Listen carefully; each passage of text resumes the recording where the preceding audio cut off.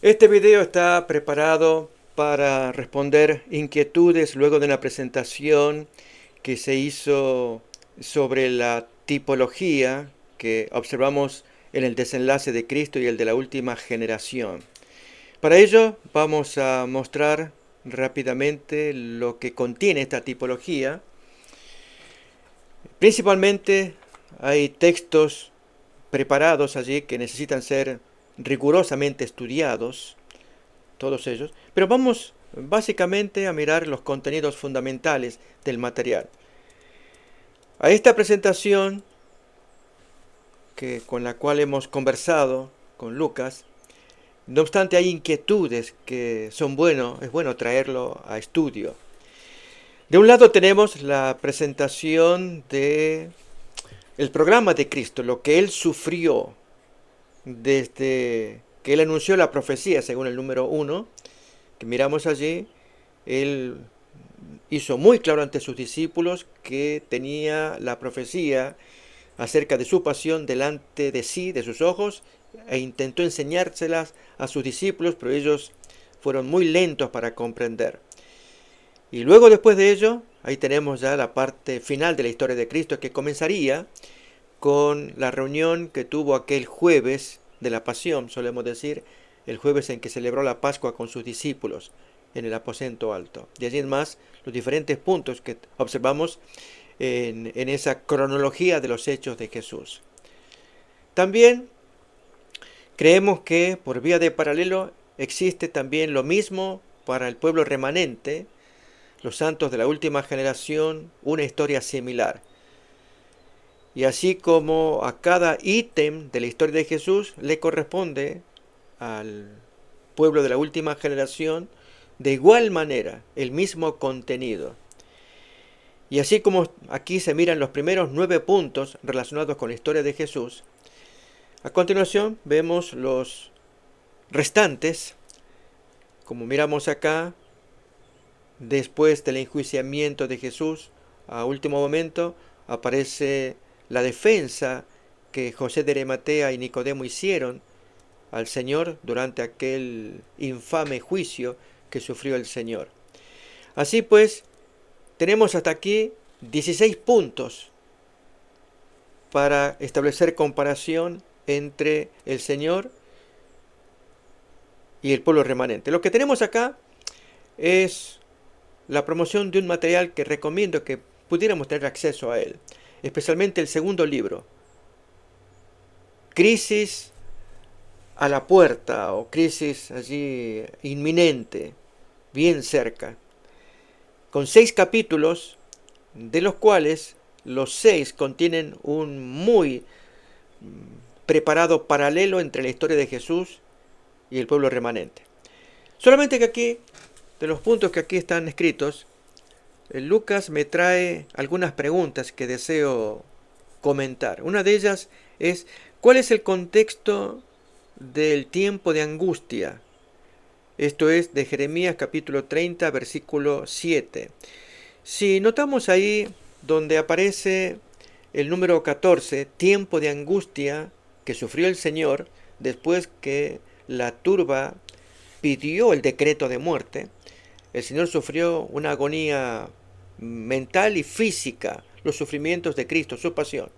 Como dice la profecía en Isaías 53:7, angustiado él, no abrió su boca.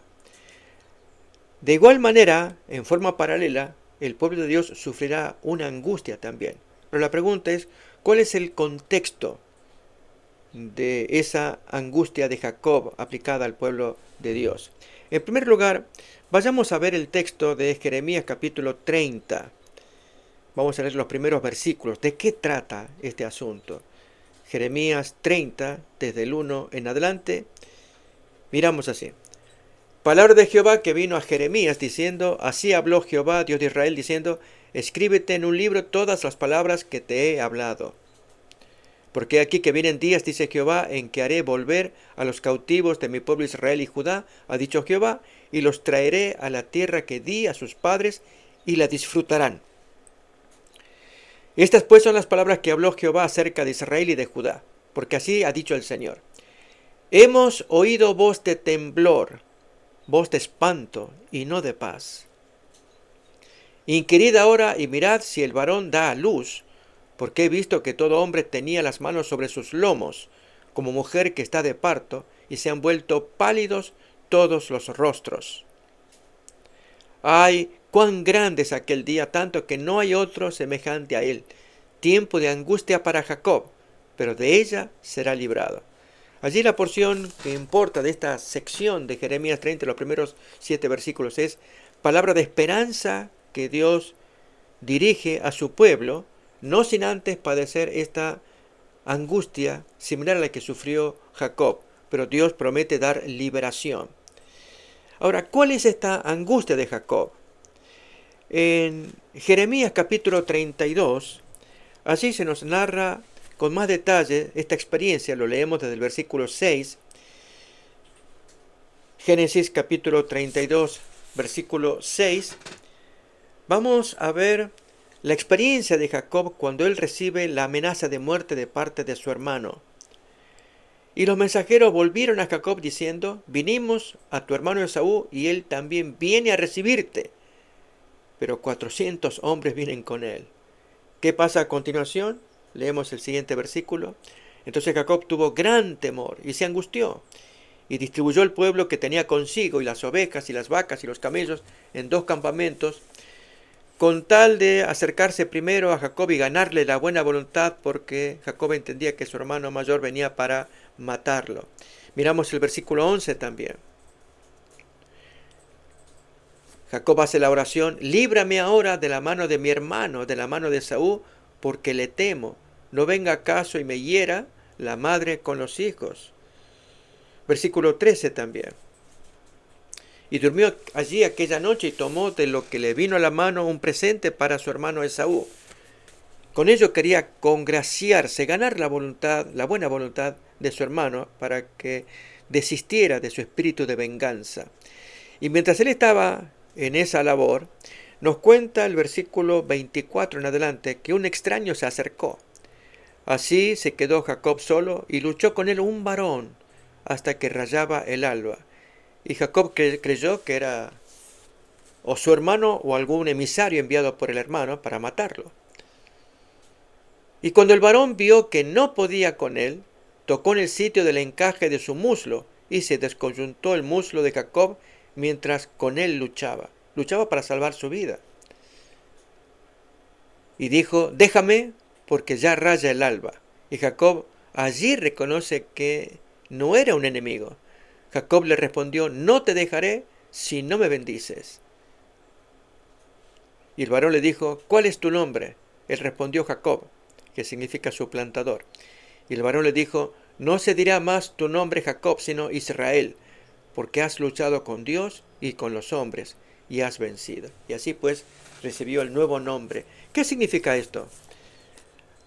Jacob tenía que luchar por su vida porque Esaú lo quería matar. Pero él había confesado su pecado, había pedido perdón. Por lo cual ahora cuando el ángel de Dios fue enviado por el Señor para darle la bendición, al comienzo Jacob entendió que era un enemigo, pero luego cuando vio que era el ángel del Señor, luchó para no dejarlo ir sin recibir antes la bendición. Si Jacob no hubiera confesado su pecado, habría sido presunción pedir una bendición con un pecado a cuestas, y Dios no lo habría escuchado. Lo habría abandonado a la suerte de su hermano Esaú. Pero este no es el caso.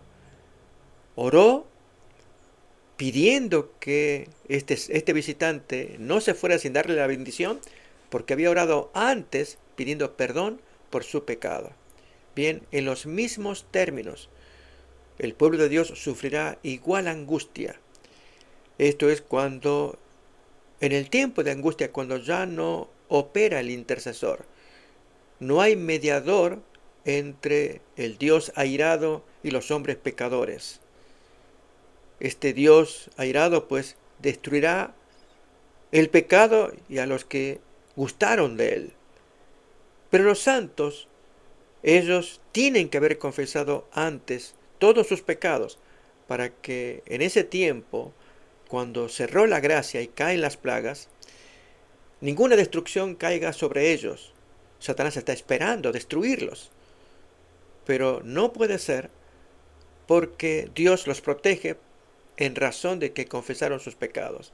Ese es el tiempo de angustia en que los santos sufren intensamente la culpa de haber cometido los pecados que los caracterizaron y sin embargo reclaman la protección de Dios ante las huestes que respiran homicidio, que quieren destruirlos. Así como Jacob, que oraba confiado en que Dios le había perdonado y ahora reclamaba la bendición de protección de este visitante que Jacob no había entendido al comienzo y Jacob lo había expulsado. El visitante le concede la bendición solamente porque Jacob era justo, limpio, habiendo confesado su pecado oportunamente. Así también con el pueblo final. El tiempo de angustia de Jacob, cual nunca hubo en la tierra, de ella será librado. Nos cuenta tanto Jeremías 37 como Daniel capítulo 12, versículos 1 y 2, especialmente el 1. Tiempo en que se levanta Miguel, leemos así, el gran príncipe que está de parte de los hijos de tu pueblo, y será tiempo de angustia, cual nunca fue desde que hubo gente hasta entonces, pero en aquel tiempo será libertado tu pueblo, todos los que se hallen escritos en el libro, porque habían confesado oportunamente todos sus pecados. Y en el gran conflicto que ellos están viviendo, no hay intercesor que los defienda. Así pues, entendemos mejor el contexto de Jeremías capítulo 30, versículo 7, el tiempo de la angustia de Jacob. Otra inquietud que también aparece acá es el contexto relativo a la séptima trompeta. Para ello abrimos Apocalipsis capítulo 11, versículo 14 en adelante. El tema de la séptima trompeta pues está revelado en la Biblia, es un tiempo de convulsión. Recordemos que se tratará del tercer ay que afectará al planeta. Así pues, miramos Apocalipsis 11:14. El segundo ay pasó. Son tres ayes que tienen que ver con la quinta trompeta, el primer ay, el segundo ay con la sexta trompeta, y el tercer ay viene pronto, dice el texto, relacionado con la séptima trompeta. Siguiente versículo pues nos cuenta que el séptimo ángel tocó la trompeta, y en ese tiempo en que toca la trompeta hubo grandes voces en el cielo que decían: los reinos del mundo han venido a ser de nuestro Señor y de su Cristo, y Él reinará por los siglos de los siglos. Dice más: y los 24 ancianos que estaban sentados delante de Dios en sus tronos se postraron sobre sus rostros y adoraron a Dios, diciendo: te damos gracias, Señor Dios Todopoderoso, el que eres y que eras y que has de venir, porque has tomado tu gran poder y has reinado. Y se airaron las naciones, y tu ira ha venido, y el tiempo de juzgar a los muertos, y de dar el galardón a tus siervos los profetas, a los santos y a los que temen tu nombre, a los pequeños y a los grandes, y de destruir a los que destruyen la tierra. Y finalmente el templo de Dios fue abierto en el cielo, y el arca de su pacto, con los 10 mandamientos, se veía en el templo. Y hubo relámpagos, voces, truenos, un terremoto y grande granizo. La pregunta que surge es: ¿en qué ocasión se da o se verifica la aparición de la séptima trompeta? Al decirnos que es un ay, ese es el tercer ay, pues tiene que ser un ay en que los hombres reciben por última vez, como última ocasión, el ay final, por el cual, si alguno puede ser rescatado, Dios quiere rescatar gente. Si alguno puede ser rescatado. Si comparamos con los otros ayes, dije la quinta trompeta, la sexta trompeta, en esos ayes de la quinta y sexta trompeta son los azotes que Dios envía a aquellos que persiguieron al pueblo de Dios. Es el caso de la quinta y la sexta trompeta. Pero el caso de la séptima también es otro ay a aquellos que persiguen al pueblo de Dios. Y quién sabe si a último momento alguno puede ser rescatado. Vamos a ver ese ay en el texto de Apocalipsis capítulo 18, versículos 4 y 5, cuando se está predicando el fuerte pregón y se llama a aquellos que están cautivos a que salgan para que Babilonia sufra el último ay, la pérdida de algunos de sus hijos. Y oí otra voz del cielo que decía: salid de ella, pueblo mío, para que no seáis partícipes de sus pecados, ni recibáis parte de sus plagas, porque sus pecados han llegado hasta el cielo, y Dios se ha acordado de sus maldades. Esta experiencia de un llamado a que salgan los últimos santos cautivos de Babilonia, esto es en el mundo evangélico, católico, en el mundo secular. Cuánta gente que Dios ve que son sus hijos, como Jesús dijera: tengo otras ovejas que no son de este redil. Pero reciben el llamado a último momento. Como cuenta la parábola de Mateo 20, los obreros de la 11ª hora. No obstante, si vamos a mirar el ay, aparece mejor representado en el mensaje del ángel de la piedra de molino, del capítulo 18, versículo 21 en adelante, que dirigiéndose a Babilonia y consecuentemente al mundo entero, le anuncia las peores calamidades. Allí entonces se entiende mejor el último ay, la 7ª trompeta, para que luego cierre la gracia, que es lo que nos contará Apocalipsis 11, 15, 16, texto que ya volvemos. Pero antes, leamos el mensaje del ángel de la piedra de molino, Apocalipsis 18, 21, y miremos en él si no identificamos el ay, el último ay contra Babilonia. Y un ángel poderoso tomó una piedra como una gran piedra de molino y la arrojó en el mar, diciendo: con el mismo ímpetu será derribada Babilonia, la gran ciudad, y nunca más será hallada. Y noten, lo que podemos decir son ayes contra Babilonia. Voz de arpistas, de músicos, de flautistas, de trompeteros, no se oirá más en ti. Ningún artífice de oficio alguno se hallará más en ti. Ni ruido de molino se oirá más en ti. Son los ayes que vienen contra Babilonia. Se acabó todo el placer, los proyectos, los sueños que Babilonia tenía para seguir adelante. Si uno imagina actualmente cuántos sueños hay, por ejemplo, con la inteligencia artificial y tantos otros instrumentos que planean llevar adelante este mundo, como ocurre con la Agenda 2030. Y esta voz que dice: se acabó todo. Ayes es lo que tú vas a recibir, como seguimos leyendo todavía. Luz de lámpara no alumbrará más en ti, ni voz de esposo y de esposa se oirá más en ti, porque tus mercaderes eran los grandes de la tierra, pues por tus hechicerías fueron engañadas todas las naciones.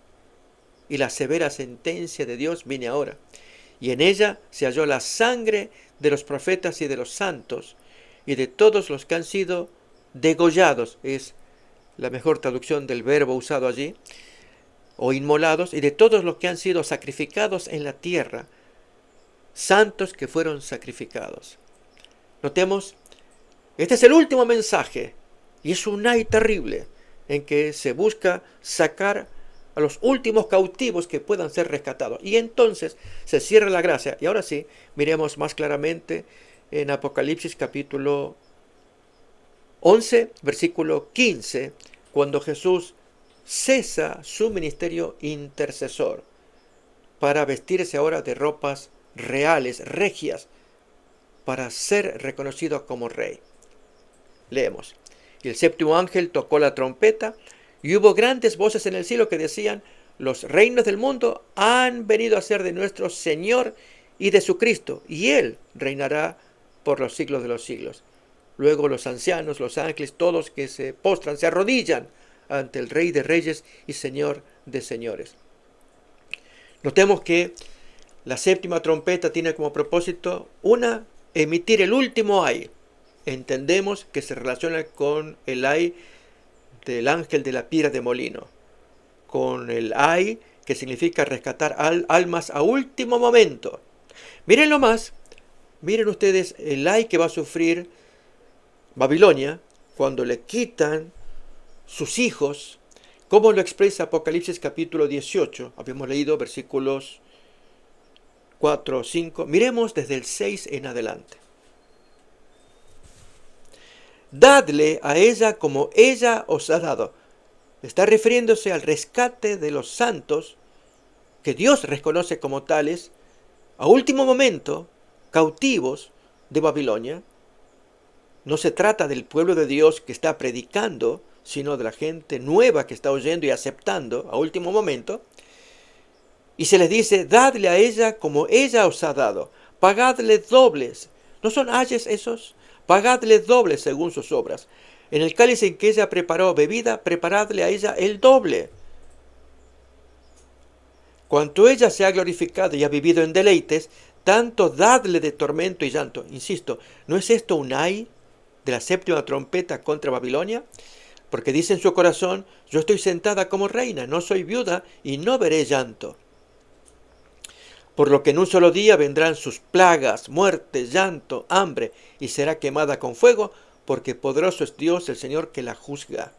Ahora bien, ¿cómo se verifica este ay en que se dice que en ese tiempo Dios ordena que aquellos que han sido rescatados, predicadores y gente que oye el mensaje, Dios le dice, denle el doble, pagadle el doble de tormento?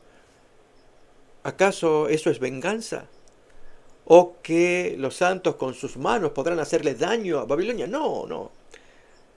La mejor forma de hacerle daño es arrebatándole hijos, ganando almas.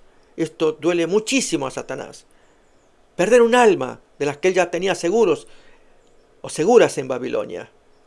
Pero el texto dice, si ella os tenía cautivos, vosotros dadle el doble, saquen almas, saquen almas. Eso es un ay. Es el ay final para Babilonia.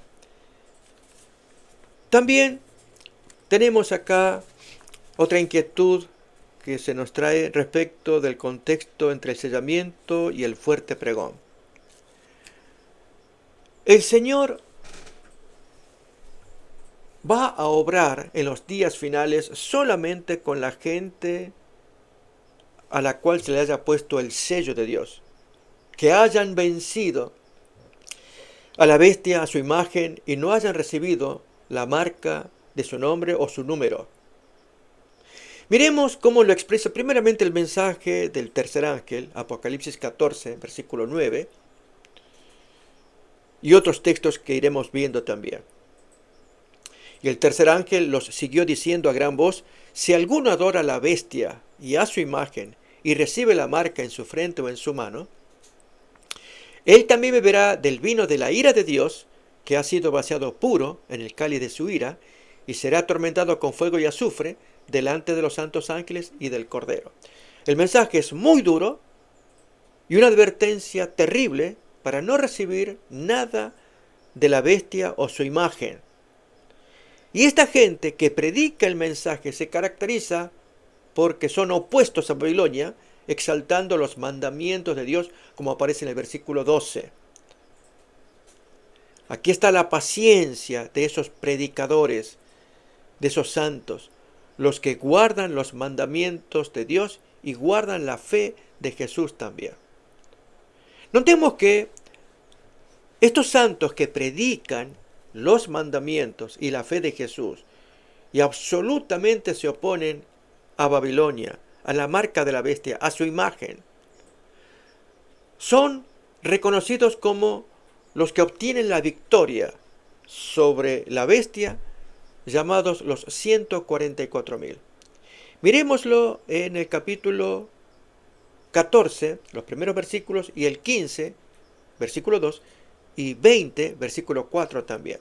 Textos que unidos todos nos dan la pauta de que quienes obtienen la victoria son aquellos que han recibido el sello de Dios para predicar fuerte mensaje contra Babilonia. Miremos pues. Miremos a esta gente que predican el mensaje contra la bestia, contra la imagen, contra la marca, contra el número, contra Babilonia, quienes son reconocidos como los que obtienen su victoria contra Babilonia y reconocidos también como los 144.000. Noten acá, Apocalipsis 14:1. Después miré, he aquí, el Cordero estaba en pie sobre el monte de Sión y con él 144.000, que tenían el nombre de él y de su Padre escrito en la frente. Y oí una voz del cielo como estruendo de muchas aguas y como sonido de un gran trueno, y la voz que oí era como de arpistas que tocaban sus arpas. Recordemos 144.000 arpistas, porque en capítulo 15 veremos ese concepto. Siguiente versículo. Y cantaban un cántico nuevo con esas arpas, delante del trono y delante de los 4 seres vivientes y de los ancianos, y nadie podía aprender aquel cántico sino aquellos 144.000 que fueron redimidos de entre los de la tierra. Y ahora, capítulo 15, versículo 2, vemos más detalles de esa gente. Vi también como un mar de vidrio mezclado con fuego, y a los que habían alcanzado la victoria sobre la bestia y su imagen, y su marca y el número de su nombre, en pie sobre el mar de vidrio, con las arpas de Dios.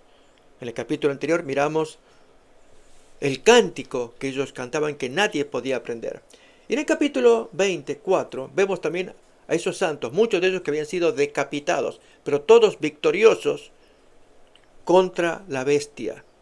Y vi tronos y se sentaron sobre ellos los que recibieron facultad de juzgar, y vi las almas de los decapitados por causa del testimonio de Jesús y por la palabra de Dios, los que no habían adorado a la bestia ni a su imagen, y que no recibieron la marca en sus frentes ni en sus manos, y vivieron y reinaron con Cristo 1000 años. Notemos entonces que esta gente que tienen el nombre de Dios escrito en la frente son los que obtienen la victoria sobre la bestia, sobre su imagen, su marca, su número. Son aquellos que tienen las arpas, cantan los cánticos de Dios y aparecen en el milenio juzgando, aunque muchos de ellos fueron decapitados, juzgando a su enemigo, la bestia y su imagen.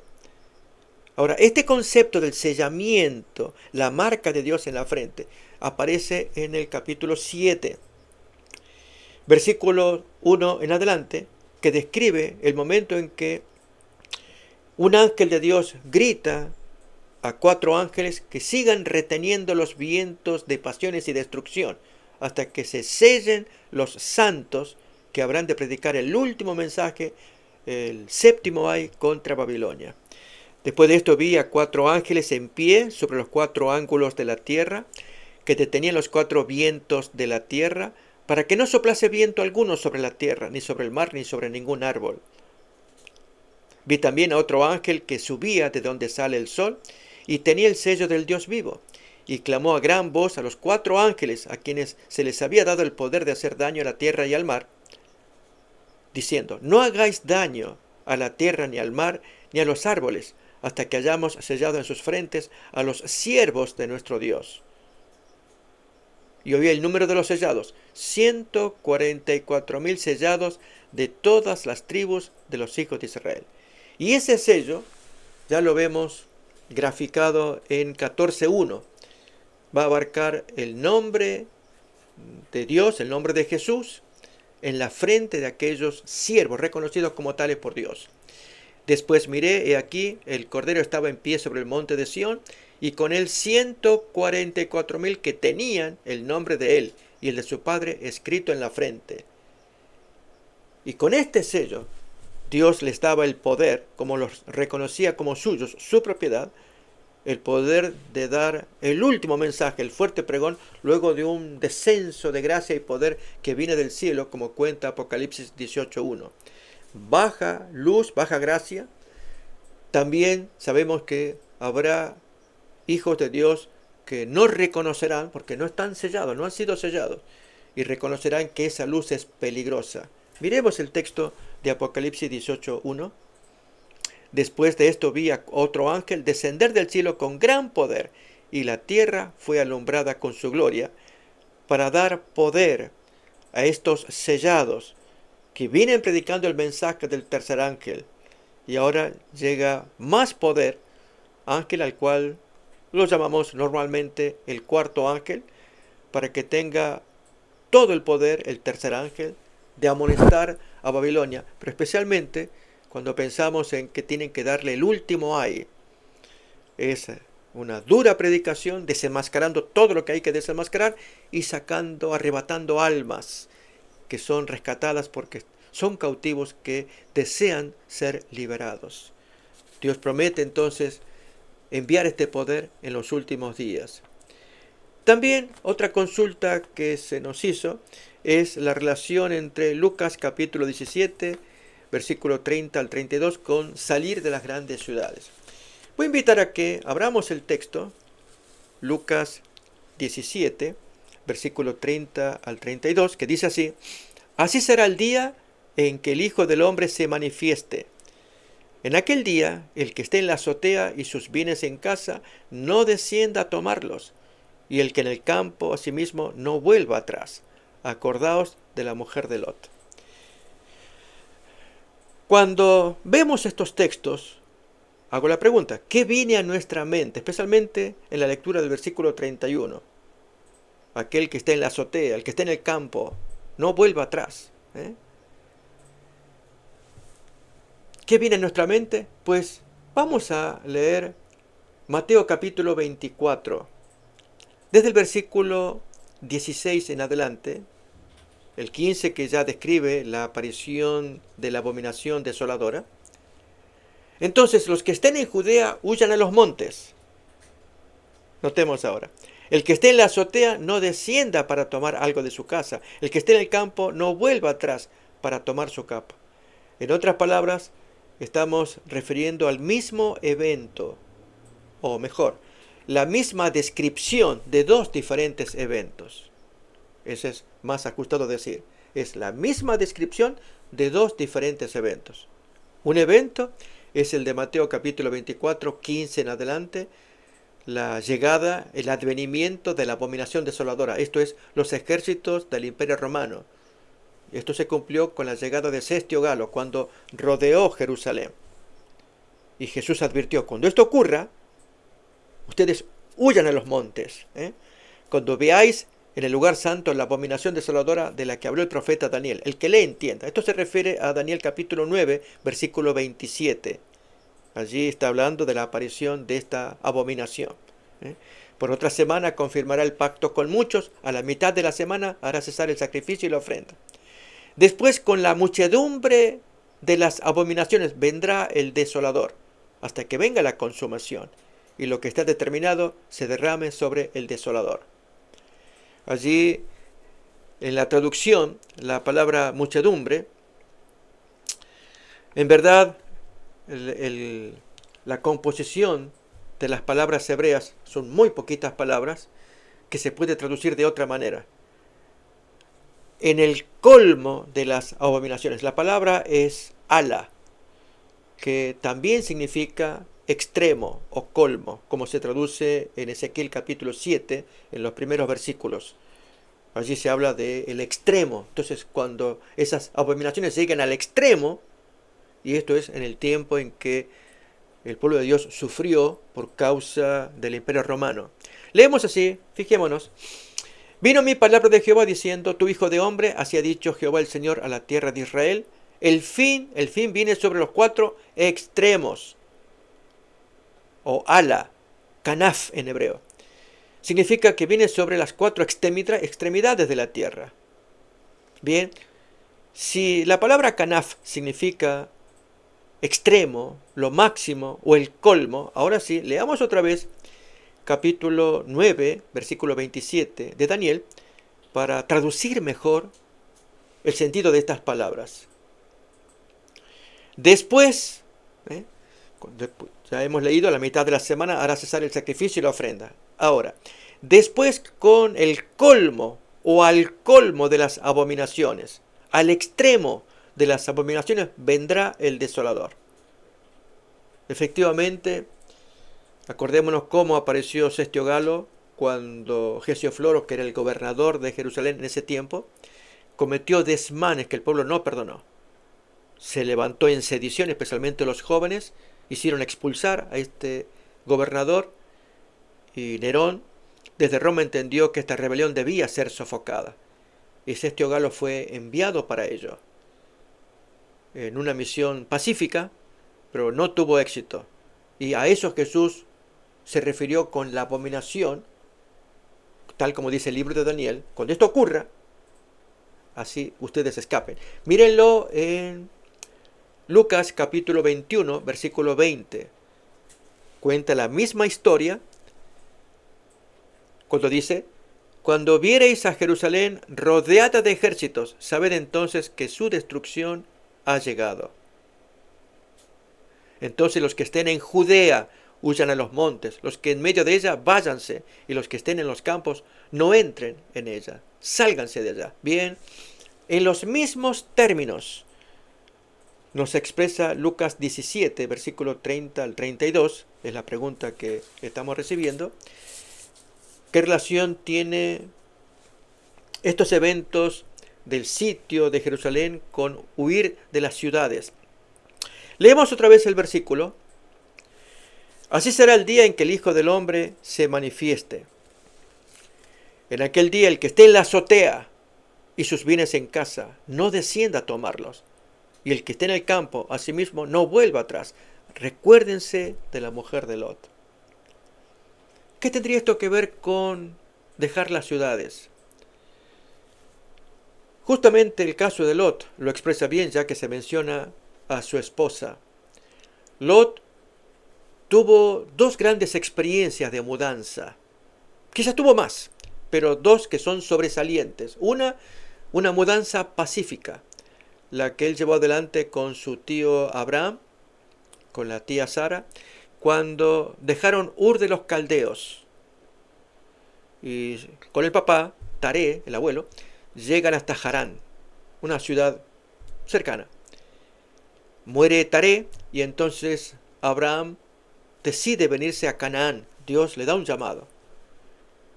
Y Lot le acompaña, el sobrino. A esto le llamamos una salida pacífica. Dejar pacíficamente Ur de los Caldeos y Harán. Pero dejar Sodoma fue muy diferente. Fue traumático. Acuérdense de la esposa de Lot. Esa mujer salió, pero no soltaba aquello que amaba en Sodoma. El caso de sus hijas, los yernos y las propiedades. Y giró la cabeza y se perdió. Su corazón estaba todavía en Sodoma. Por lo tanto, en esta lección de Lucas 17, 30 al 32, debiéramos recordar la experiencia de Lot. Esto es, como se viene el trauma, o sea, Jesús lo había profetizado. Nuevamente, una vez más, ponemos Lucas 17, 30. Así será el día en que el Hijo del Hombre se manifieste. En aquel día, el que esté en la azotea, significa que va a llegar ese día. Y ya tenemos el antecedente del tiempo de Sestio Galo, que fue traumático. Cuanto más el caso de Lot, que tuvo que salir sin nada. Él pudo haber tenido una salida pacífica como la que tuvo en Ur de los Caldeos o Harán. Llevarse sus cosas, salirse. No lo hizo. Así también en los días finales, cuando venga el evento, será traumático, como ocurrió cuando hubo que dejar Jerusalén por causa de la persecución de Pablo. Según Hechos capítulo 8, a la muerte de Esteban, primeros versículos, la gente salió traumatizada. Tuvieron que huir. ¿Pudieron salir pacíficamente? Recordemos ese evento. Y Saulo consentía en su muerte, con la muerte de Esteban. En aquel día hubo una gran persecución contra la iglesia que estaba en Jerusalén, y todos fueron esparcidos por las tierras de Judea y de Samaria, excepto los apóstoles. Al ser esparcidos, de eso estamos refiriéndonos a una experiencia traumática de salida.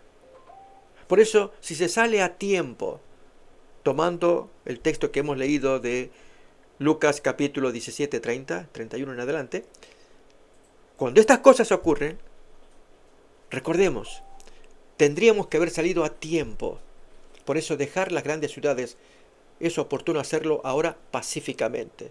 De otro modo, si queremos salvar nuestras almas, tendremos que salir traumáticamente, y muchos, como la esposa de Lot, no querrá salir sin llevarse sus cosas queridas, sus hijas, sus pertenencias, y para ello tiene que regresar a Sodoma para ver qué puede llevar.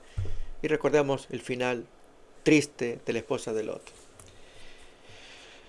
Un texto que también se nos trae mención es el texto de Isaías capítulo 9. Allí, en la lectura que hemos tenido en esta exposición de la tipología entre la experiencia de Jesús y el remanente, hay una porción que voy a invitar a que lo podamos mirar relativa al enjuiciamiento. Ponemos la imagen, allí el ítem número 7. Enjuiciamiento, juicio y testimonio de Jesús ante el Sanedrín. Ya había habido experiencias anteriores de intentos de hacerle juicio a Jesús, y esto había sido abortado, mayormente por gente santa o gente especial, justa, como lo era Nicodemo. Pero en este enjuiciamiento sí participó otro de los compañeros de Nicodemo, el texto va a contar, que él se opuso. Pero antes, me invito a que leamos Juan capítulo 7, versículo 50 al 52. La intervención de Nicodemo, cuando el Sanedrín ya quería condenar a Jesús. Les dice Nicodemo, el que vino a él de noche, el cual era uno de ellos del Sanedrín: ¿juzga acaso a nuestra ley a un hombre si primero no le oye? O sea, lo va a condenar si primero no le oye como manda la ley y sabe lo que ha hecho. Entonces ellos responden: ¿eres tú también Galileo? Escudriña y ve que de Galilea nunca se levanta profeta. En primer lugar, hablemos de lo que significa hacer un juicio justo a la vista de Dios, como también intentó hacerlo José de Arimatea, en textos que ya vamos a mirar a continuación. Pero antes, leamos Deuteronomio capítulo 17. Abrimos versículos 6 y 7 para mirar también el capítulo 19, lo que la ley ordena cuando haya que hacer juicios. Por dicho de 2 o 3 testigos morirá el que hubiere de morir, no morirá por el dicho de un solo testigo. La mano de los testigos caerá primero sobre él para matarlo, y después la mano de todo el pueblo, así quitarás el mal de en medio de ti. Esta es la forma de juzgar cuando haya que levantar alguna acusación. Tiene que haber testigos. O miremos capítulo 19 también de Deuteronomio, versículo 15 al 19.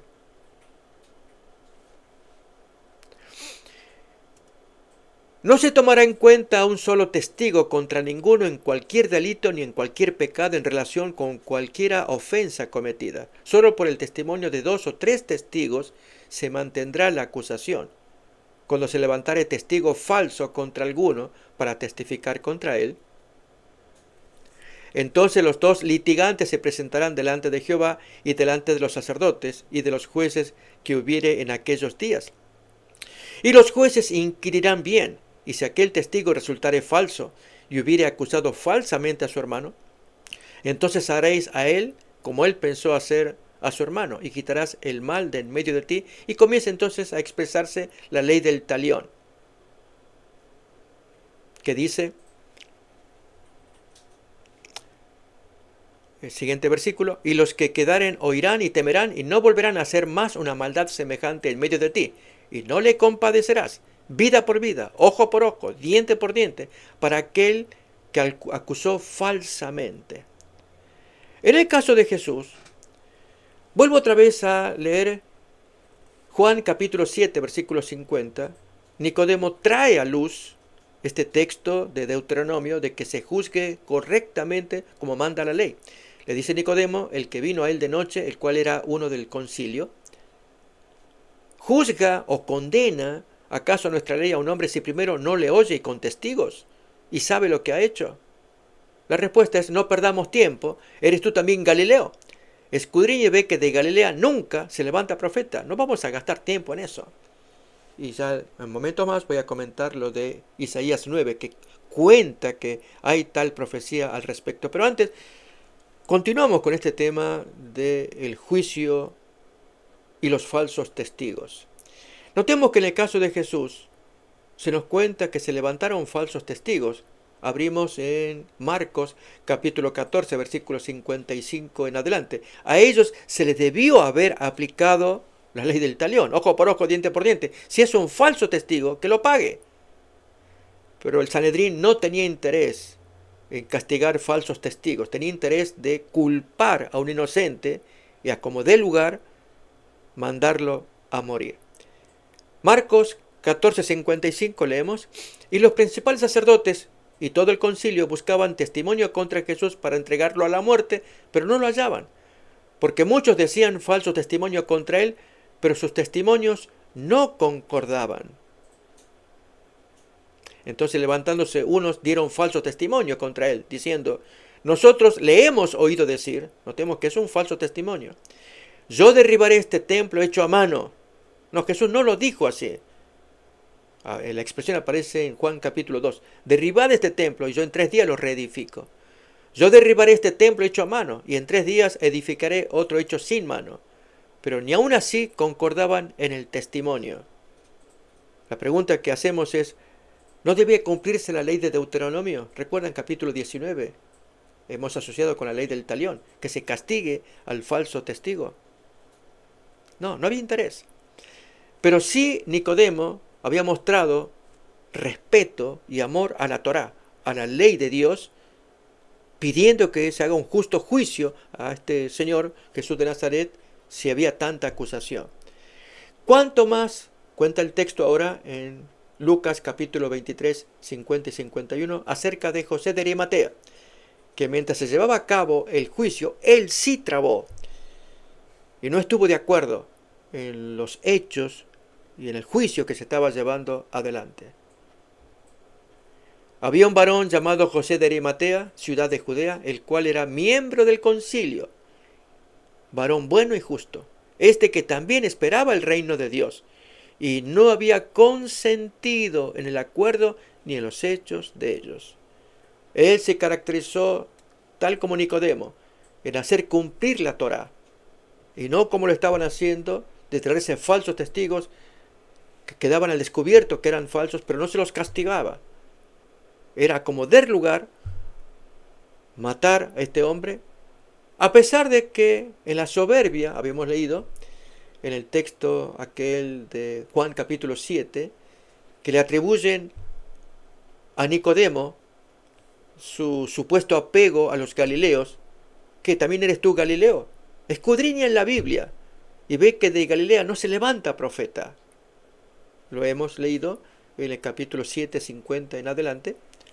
¿Eres tú también Galileo? Escudriña y ve que de Galilea nunca se ha levantado profeta. Pero aquí que la profecía sí decía que de Galilea se iba a levantar profeta. Lo miramos en capítulo 9 de Isaías, versículos 1, pero especialmente el 2. Y que en esa zona de Galilea luz resplandecería para todo el pueblo que vivía en las tinieblas. Esa luz era Jesús, obviamente. Miremos la profecía que Caifás y sus compañeros ignoraban y sin embargo acusaban al pueblo de ser maldito porque ignoraba la Biblia, la ley. Mas no habrá siempre oscuridad para la que está ahora en angustia, tal como la aflicción que le vino en el tiempo que livianamente tocaron la primera vez a la tierra de Zabulón y a la tierra de Neftalí. Pues al fin llenará de gloria el camino del mar de aquel lado del Jordán, en Galilea de los gentiles. La primera parte del versículo quizás merece menos comentario, sino la parte final. Que al fin llenará de gloria el camino del mar de aquel lado del Jordán, en Galilea de los gentiles. Y el versículo 2 lo dice mejor. El pueblo que andaba en tinieblas, ahí en Galilea de los gentiles, vio gran luz. Los que moraban en tierra de sombra de muerte, luz resplandeció sobre ellos. ¿Dónde? En Galilea de los gentiles. Vemos entonces que esa acusación que traía Caifás y su equipo era injusta, dedicada contra Nicodemo. Y una observación más que tenemos para traer es el texto de Mateo capítulo 27, versículos 16 y 17, que lo vamos a leer primeramente en nuestra Reina Valera, pero también luego lo miraremos en otras traducciones y versiones. Tenían entonces un preso famoso llamado Barrabás. Reunidos pues, les dice Pilato: ¿a quién queréis que os suelte? ¿A Barrabás o a Jesús, llamado el Cristo? Pero aquí que, de acuerdo a algunos manuscritos griegos, este texto incluiría un primer nombre para Barrabás, y es llamativo: Jesús Barrabás. Para ello quiero traerles primeramente la diapositiva que nos lo cuenta. Lo tenemos allí, que lo podemos mirar. Así como a última hora la defensa de José de Arimatea y Nicodemo, luego se cierra la compasión judía hacia Jesús cuando se lo entrega al poderío romano. Y en ese momento Pilato pues hace la invitación al pueblo que escoja entre dos líderes. Y llamativamente los dos se llaman Jesús también. Uno, Jesús Barrabás, de acuerdo a este manuscrito griego, y el otro, Jesús, el que es llamado el Cristo. Para ello, voy a invitar a que podamos ver algunas traducciones, como la que miramos acá en inglés. Allí arriba, aunque la letra está pequeña, pero leemos Mateo 27, 16 y una abreviatura que es NRS, significa, lo tenemos al costado, a la derecha arriba, New Revised Standard Version Bible. Si leemos, el texto dice: en aquel tiempo ellos tenían un notorio prisionero llamado Jesús Barrabás. También en otras traducciones, y ahora en español, vamos a mirar la versión, la Biblia del Peregrino y la Biblia de para nuestro pueblo, que lo tenemos acá. Ahí notamos: tenían entonces un preso famoso llamado Jesús Barrabás. Jesús aparece entre corchetes. Y arriba, a la derecha, dice la Biblia de nuestro pueblo. Abajo, a continuación, la abreviatura es PER. Traduce: tenía entonces un preso famoso llamado Jesús Barrabás, también entre corchetes. Y arriba leemos la Biblia del Peregrino. Y luego, en inglés, tenemos otras versiones que también traducen. Vamos a mirar algunas acá, como esta que leemos, que dice a la derecha arriba Common English Bible. Es la Biblia inglesa común, que traduce: en ese tiempo tenían un bien conocido prisionero llamado Jesús Barrabás. ¿Sí? También lo tenemos en la versión NAV, que aquí está, lo tenemos, ponemos arriba, la New American Bible, a la derecha arriba. New American Bible es la nominación o la denominación de esta Biblia, que traduce Mateo 27, 16, 17. Y en aquel tiempo ellos tenían un notorio prisionero llamado Jesús Barrabás. Y una versión más, dos más, la versión en inglés de New International Version del año 2011, que traduce: en aquel tiempo ellos tenían un bien conocido prisionero cuyo nombre era Jesús Barrabás. Y uno más, que miramos ahí, Today's New International Version, esto es la versión, nueva versión internacional para hoy. Lo mismo, en aquel tiempo ellos tenían un bien conocido prisionero cuyo nombre era Jesús Barrabás. Bien, con esto queremos decir que está probado que hay versiones que traducen Mateo 27, 16 y 17 a Barrabás con su primer nombre, Jesús. Ahora, ¿tiene esto algún valor, algún significado? Muy interesantemente, sí. Y es que por vía de paralelo, ahí viene el punto.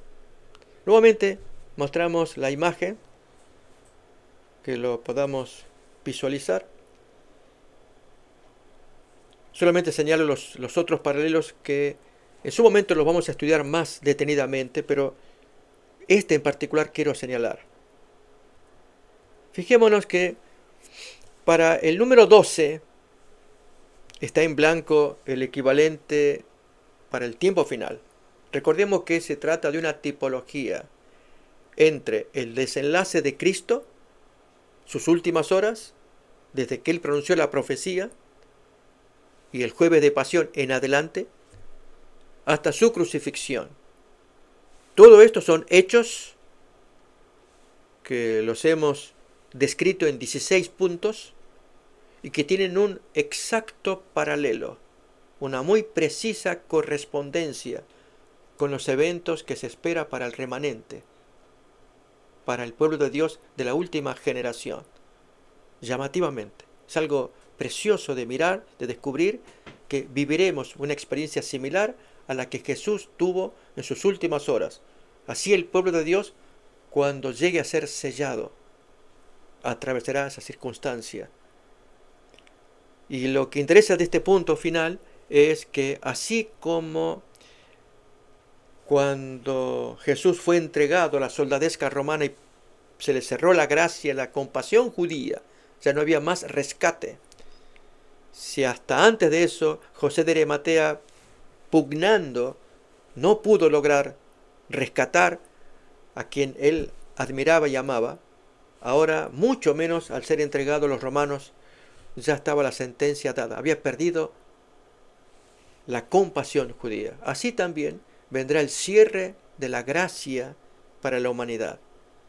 Y en ese tiempo Satanás tendrá pleno dominio del planeta, excepto los 144.000. Y en ese tiempo nos cuenta el espíritu de profecía que aparecerá el falso Cristo, así como ocurrió con un falso pretendiente, un falso Jesús, como fue Barrabás. Así también se nos profetiza en la página 664 del Conflicto de los Siglos, que el acto que coronará el gran drama del engaño es que el mismo Satanás se dará a conocer por el Cristo para engañar a todas las multitudes que ya están irremisiblemente perdidas.